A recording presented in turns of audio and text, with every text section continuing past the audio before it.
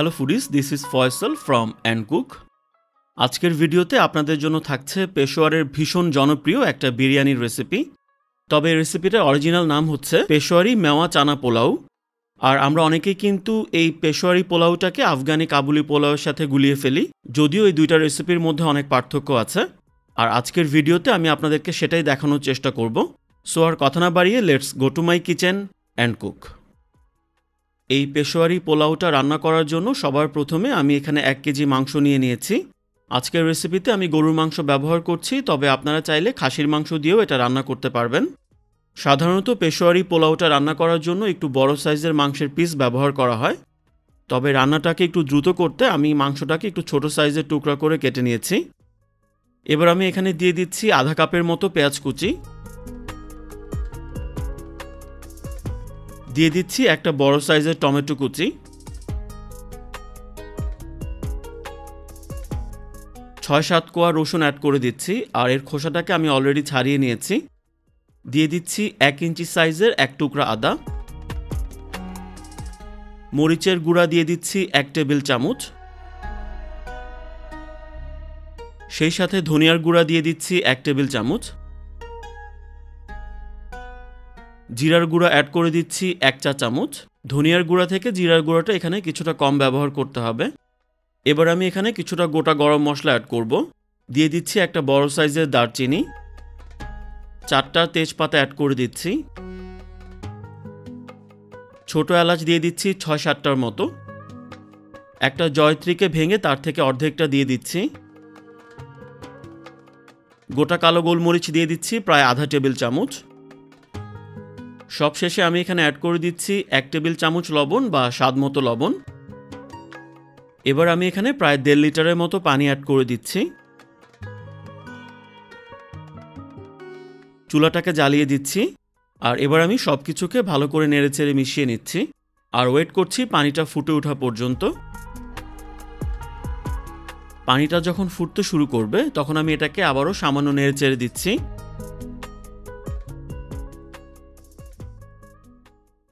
এবার মাংসটাকে ঢেকে দিয়ে চুলার আঁচটাকে একদম কমিয়ে দিতে হবে, আর চুলার আঁচটাকে একদম লোতে রেখে মাংসটাকে আমি এখানে প্রায় 1.5 থেকে 2 ঘন্টার মতো স্লো কুকিং করব।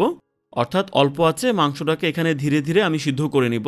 তবে আপনাদের হাতে যদি সময় কম থাকে সেক্ষেত্রে এই মাংসটাকে আপনারা প্রেসার কুকারেও সিদ্ধ করে নিতে পারেন। তবে বেটার হয় যদি আপনারা স্লো কুকিং করে এই মাংসটাকে রান্না করে নেন, সেক্ষেত্রে এটা বেশি ফ্লেভারফুল হয়। আর রান্নার সময়টাতে আপনারা মাঝে মাঝে ঢাকনাটা তুলে মাংসটাকে সামান্য নেড়েচেড়ে দিবেন, আর খেয়াল রাখবেন যেন পানি শুকিয়ে মাংসটা পাতিলের তলায় লেগে পুড়ে না যায়।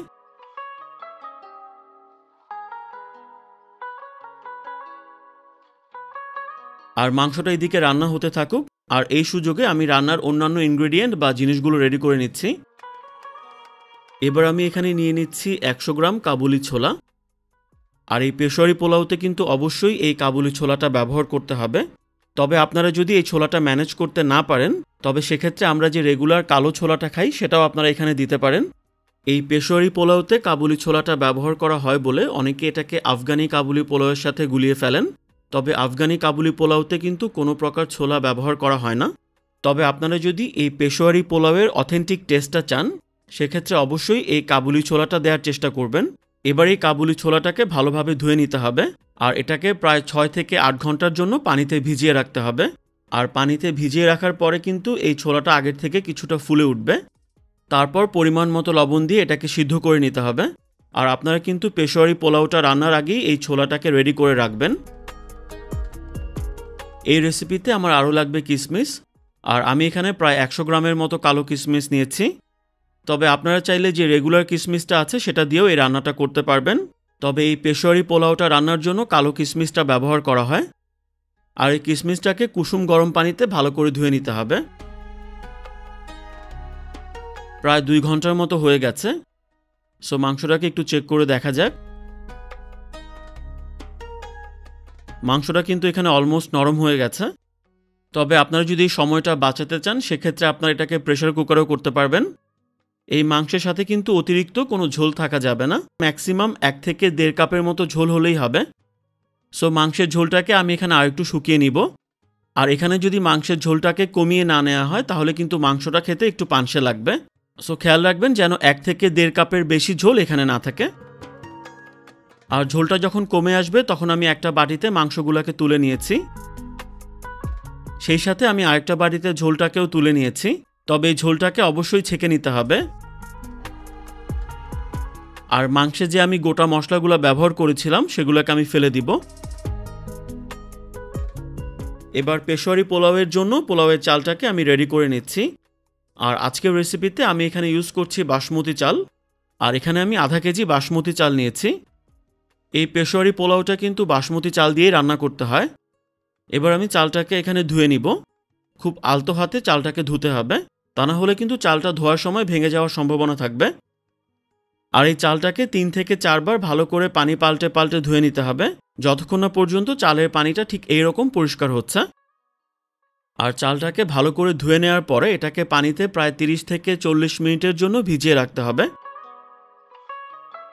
প্রায় 40 মিনিট পরে এবার এই চালটাকে আমি এখানে সিদ্ধ করে নিব।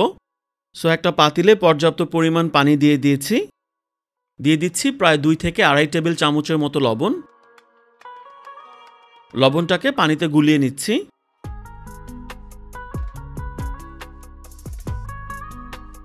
পানিটা যখন ফুটতে শুরু করবে তখন আমি ভিজিয়ে রাখা চালটাকে এখানে অ্যাড করে দিচ্ছি।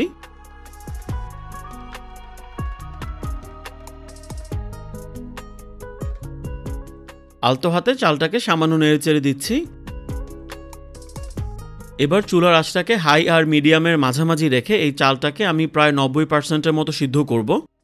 আর এই কাজটা করতে আমার প্রায় 6 থেকে 7 মিনিটের মতো সময় লাগবে।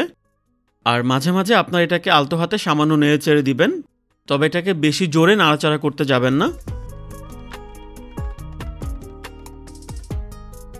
চালটা একটু চেক করে দেখি। এই চালটা অলমোস্ট 90%-এর মতো সিদ্ধ হয়ে গেছে।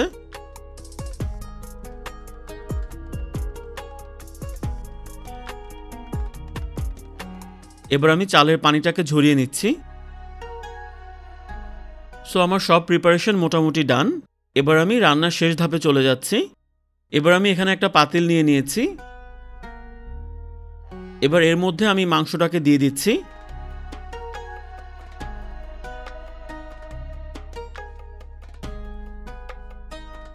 মাংসটাকে সামান্য ছড়িয়ে দিচ্ছি। আগে থেকে সিদ্ধ করে রাখা কাবুলি ছোলাটাকে এবার এখানে দিয়ে দিচ্ছি। আর ছোলাটাকে পাতিলের চারপাশে ছড়িয়ে দিতে হবে। এবার অ্যাড করে দিচ্ছি কালো কিশমিশ। এটাকেও ছড়িয়ে দিতে হবে।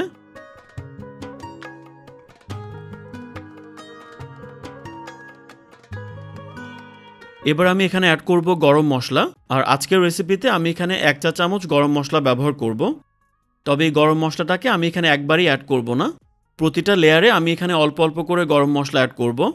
আর আজকে আমি এখানে রেডিমেড প্যাকেটের গরম মশলাটা ব্যবহার করছি।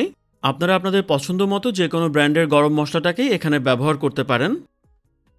চালের পানিটা ঝরে যাওয়ার পরে সেখান থেকে আমি অর্ধেকটার মতো চাল এখানে অ্যাড করে দিচ্ছি।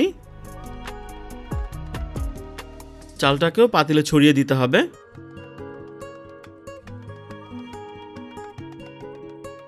চালের উপর কিছুটা গরম মশলা ছড়িয়ে দিচ্ছি।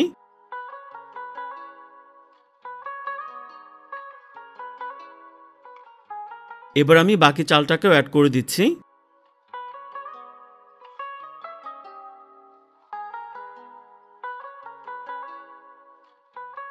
অবশিষ্ট এই গরম মশলাটাকেও ছড়িয়ে দিচ্ছি। আর আজকের রেসিপিতে আমি মোট 1 চা চামচের মতো গরম মশলা ব্যবহার করেছি। এবার আমি এখানে মাংসের ঝোলটাকে অ্যাড করব। তবে ঝোলটাকে দেওয়ার আগে ঝোলের মধ্যে প্রায় আধা টেবিল চামচের মতো লবণ এখানে অ্যাড করে নিতে হবে। লবণটাকে ঝোলের সাথে ভালো করে মিশিয়ে নিচ্ছি। এবার চালের উপরে আমি ঝোলটাকে ছড়িয়ে দিব।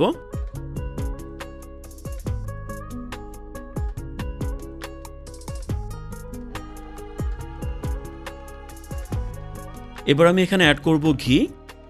আমি এখানে প্রায় হাফ কাপের মতো ঘি দিচ্ছি। ঘিটাকে আমি চারপাশে ছড়িয়ে দিচ্ছি। আর এখনো পর্যন্ত কিন্তু আজকের রান্নায় আমি কোনো প্রকার তেল ব্যবহার করিনি। সো সেক্ষেত্রে ঘিটা কিন্তু এখানে একটু বেশি পরিমাণে ব্যবহার করতে হবে।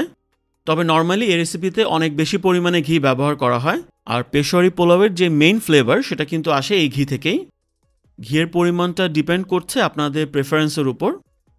এখানে কিন্তু মাংসটা পুরোপুরিভাবে সিদ্ধ হয়ে গেছে, আর চালটাকে আমি এখানে 90%-এর মতো রান্না করেছি, আর বাকি যে 10% আছে সেটাকে আমি দমে রান্না করব। আর আজকে আমি ফয়েল পেপার ব্যবহার করে এটাকে দমে দিব। তবে আপনারা চাইলে কিন্তু এখানে পরিষ্কার কাপড় বা কিচেন টাওয়াল দিয়েও এই দমের কাজটা সেরে নিতে পারবেন। প্রথমে ফয়েল পেপারটাকে পাতিলের উপরে বসিয়ে দিতে হবে, তারপর ঢাকনাটাকে লাগিয়ে দিতে হবে। খেয়াল রাখতে হবে যেন ঢাকনা আর পাতিলের মাঝে কোনো ফাঁকা না থাকে। এবার ঢাকনার চারপাশে আমি ফয়েলটাকে সামান্য মুড়িয়ে দিচ্ছি। এবার এই ফয়েল পেপারটা দিয়ে আমি পাতিলটাকে সিল করে দিব, যাতে করে ঢাকনার সাইড দিয়ে কোনো বাতাস বেরোতে না পারে। আর আজকে যেহেতু আমি এটাকে গ্যাসের চুলায় দম দিব, তাই পাতিলটাকে আমি সরাসরি চুলার উপরে বসাবো না, চুলার উপরে একটা রুটি তাওয়া বসিয়ে দিচ্ছি। এবার এই রুটির তাওয়াটাকে আমি 3 থেকে 4 মিনিট খুব ভালোভাবে গরম করে নিব। এটা যখন গরম হয়ে যাবে তখন পাতিলটাকে তাওয়ার উপর বসিয়ে দিচ্ছি। আর প্রথম অবস্থায় 5 মিনিটের মতো এই পাতিলটাকে হাই হিটে রাখতে হবে। 5 মিনিট পরে চুলার আঁচটাকে একদম লো করে দিতে হবে, অর্থাৎ চুলার আঁচটাকে যতটুকু কমানো সম্ভব সেটাকে কমিয়ে দিতে হবে। এবার এই চুলার লো আছে আমি এটাকে আরও 15 থেকে 20 মিনিটের মতো দমে রাখবো। প্রায় 20 মিনিট হয়ে গেছে। এবার চুলাটাকে বন্ধ করে দিয়ে ওয়েট করছি পাতিলটা একটু ঠান্ডা হওয়ার জন্য। এই পেশোয়ারি পোলাওটা কিন্তু আমি প্রথমে 5 মিনিট হাই হিটে রেখেছিলাম, তারপরে এটাকে আরও 20 মিনিটের জন্য স্লো হিটে দমে রেখেছি, অর্থাৎ এটাকে আমি মোট 25 মিনিটের জন্য দমে রেখেছি। সাবধানে ঢাকনাটাকে তুলে নিচ্ছি। একটু আলতো হাতে আস্তে আস্তে সাইড থেকে চালগুলোকে তুলে মিক্স করে নিতে হবে। সো পেশোয়ারি পোলাওটা কিন্তু ডান। এবার এটাকে আমি সার্ভ করতে চলে যাচ্ছি।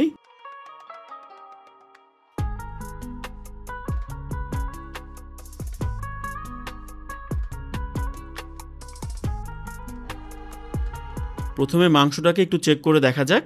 দেখতেই পাচ্ছেন মাংসটা কিন্তু এখানে বেশ সফট হয়েছে, আর মাংসর ভেতরটাও কিন্তু বেশ জুসি আছে, ড্রাই হয়ে যায়নি। সো একটু বিসমিল্লাহ করা যাক।